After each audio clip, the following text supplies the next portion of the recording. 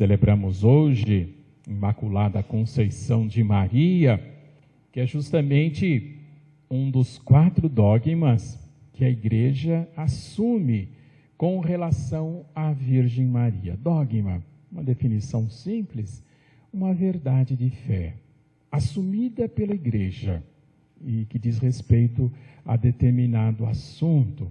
Com relação a Maria, como eu disse, são 4 os dogmas, rapidamente passando todos, né? O primeiro, mais antigo, Maria é a mãe de Deus, porque é a mãe de Jesus, e Jesus é o próprio Deus, mãe de Deus, e consequentemente, mãe também nossa, de cada um de nós, mãe da Igreja. Esse é o primeiro dogma acerca da Virgem Maria. O segundo é que Maria concebeu virgem, como nós acabamos de ouvir nesse trecho do Evangelho. Como acontecerá isso se eu não conheço homem algum? Não se preocupe, o poder do Altíssimo lhe cobrirá com sua sombra, e pela força do Espírito Santo. Por isso, o filho que vai nascer será chamado Filho de Deus. O terceiro dogma é esse que nós estamos celebrando. Maria foi preservada da mancha do pecado original, Imaculada Conceição. O 4º dogma é o dogma da Assunção de Nossa Senhora.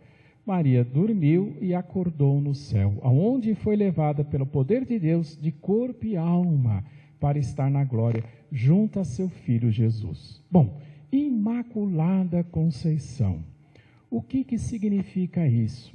O que significa que ela foi preservada da mancha do pecado original? É justamente isso que nós celebramos. A compreensão passa pela compreensão, pelo entendimento que nós temos acerca do pecado original. A ideia que a Igreja ensina para nós, ela foi estruturada, é lógico, a partir dessa narrativa do livro do Gênesis, né? Mas principalmente por uma ideia que foi desenvolvida, né, por Santo Agostinho. O que seria o pecado original? Bom, nós acompanhamos na narrativa aqui do livro do Gênesis. Então, Deus nos criou à sua imagem e semelhança, colocou-nos no paraíso, um lugar cheio de todas as possíveis frutas. Poderíamos comer de todas as frutas e todas as árvores, porém, não deveria ser comido o fruto da árvore do bem e do mal. O que significa essa árvore do bem e do mal? Por que ela não deveria ser comida? Bom, aí tem um diálogo com a serpente. Gente, é uma narrativa, é uma história construída para que nós possamos entender a ideia que é passada. Não é uma história literal. Serpente não fala, gente. Não falava antes, não falava hoje, nem vai falar no futuro. A ideia trabalhada é justamente isso. Uma força, qual força? A força do mal, representada por essa serpente, querendo nos confundir. Olha, veja bem, Deus não quer que vocês comam da fruta da árvore do bem e do mal, porque se vocês comerem, vocês vão ser que nem Deus. Vocês não vão precisar dele. O que significa a árvore do bem e do mal?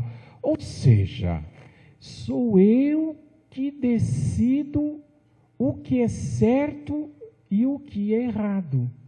Não passa por outra esfera, né? E essa ideia, meus caros irmãos e irmãs, é muito difundida no mundo de hoje. Como é atual esse desafio? Sou eu que sei? Sou eu que resolvo? Sou eu que sei o que é melhor, o que é pior? A última palavra é minha e eu vou ser feliz quando tiver satisfeitas todas as minhas vontades. É essa que é a ideia que se passa para a gente. Quantas vezes a gente, conscientemente ou não, a gente acaba assumindo isso e acha que a gente tem o poder do bem e do mal. Ao dizer assim, não coma, está se falando assim, olha, não é você que tem a última palavra no que é melhor para você. A gente tem que ouvir o próprio Cristo. tem que conhecer os seus ensinamentos, tem que trazer para nós o que Jesus nos ensina, tem que acreditar no discernimento da igreja, a nos mostrar justamente por onde devemos ir, o que devemos fazer e o que não podemos e nem devemos fazer. Aí essa força maligna coloca na ideia, pode comer, pode comer.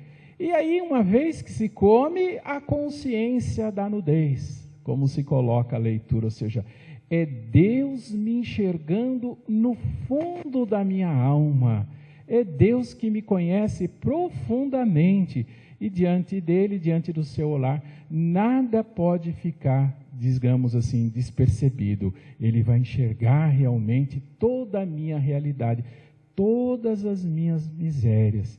Aí Santo Agostinho, nessa ideia do pecado original, ele coloca justamente isso, olha, tem algo em nós, em nossas vidas, que seria absolutamente natural.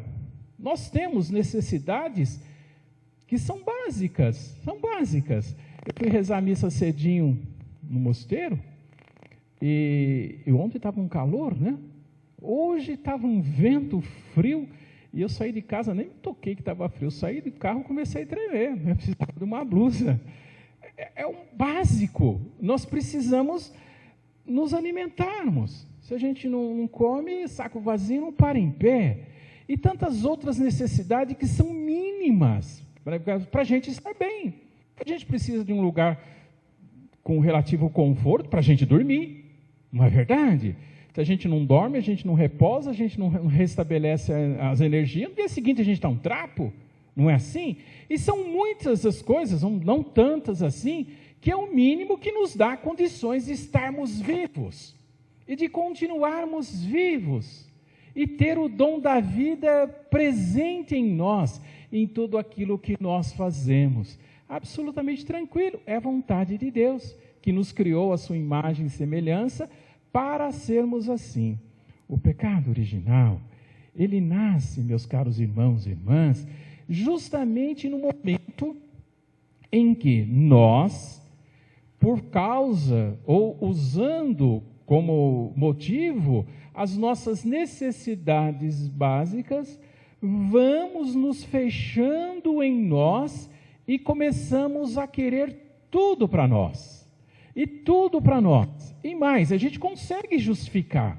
Olha, mas eu vou ser feliz se eu tiver. Né? E quanto mais nós caminhamos nesse raciocínio, corremos o sério risco de nos tornarmos pessoas egoístas. E é justamente esse o extremo. É justamente essa ideia que Santo Agostinho fala, é o pecado original. Ou seja, quando por fechamento do coração, eu quero para mim, somente para mim e para mais ninguém.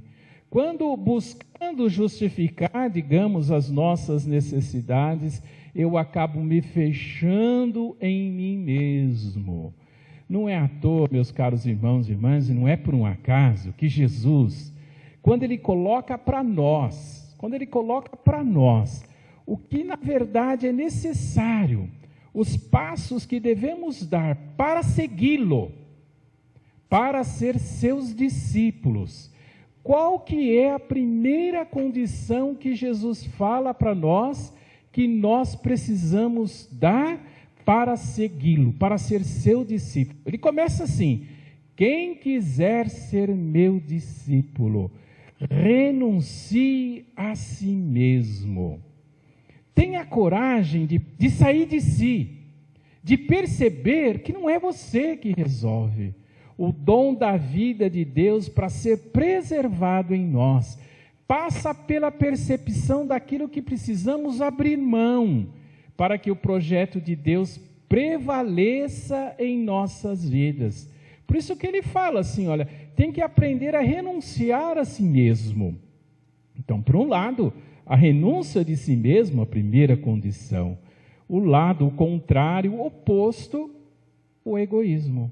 Pensar somente em mim, achar que eu possuo o dom da árvore do bem e do mal, então sou eu que resolvo. Não é Jesus, não é Deus que toma conta da minha vida, não é a igreja que me ensina, é a minha cabeça.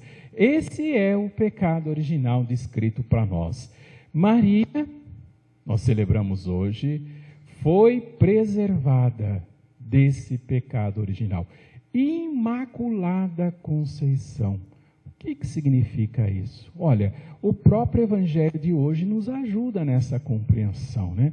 Tudo que tem no Evangelho acerca da Virgem Maria nos ajuda nessa compreensão. No diálogo com o anjo, Maria chega a dizer assim: olha, como pode acontecer isso? O anjo diz assim: pela força do Espírito Santo. Não tenhas medo. A grande palavra do anjo. Não tenhas medo. Maria diz: faça-se em mim segundo a vossa vontade. Ou seja, uma coragem de renunciar. Quantos sonhos Maria poderia não ter no seu coração?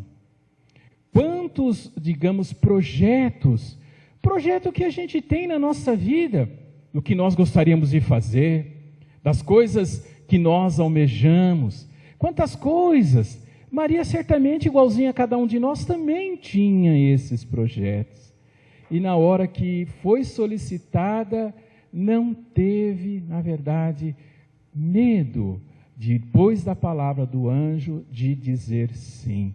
É por isso que nós dizemos, ela foi preservada. Esse egoísmo não estava dentro dela. A grande palavra para nós é justamente essa. Perceber que a vida, muitas vezes, nos prepara muitas armadilhas. Buscarmos no exemplo de Maria a compreensão dos ensinamentos de Jesus. Buscarmos, meus caros irmãos e irmãs, compreender o projeto que Deus tem para cada um de nós. Buscar perceber as muitas armadilhas que o mundo pode nos reservar. Ter presente que Cristo Jesus, no seu projeto de amor, veio para nos salvar. Celebramos a Virgem Maria porque ela participou diretamente disso. O Deus que existia desde todos os tempos, pelo mistério da encarnação do Verbo, pelo sim de Maria, ele que existia como filho, passou a ser um de nós, se encarnou, para nos ensinar este caminho da salvação, como a gente viu na segunda leitura.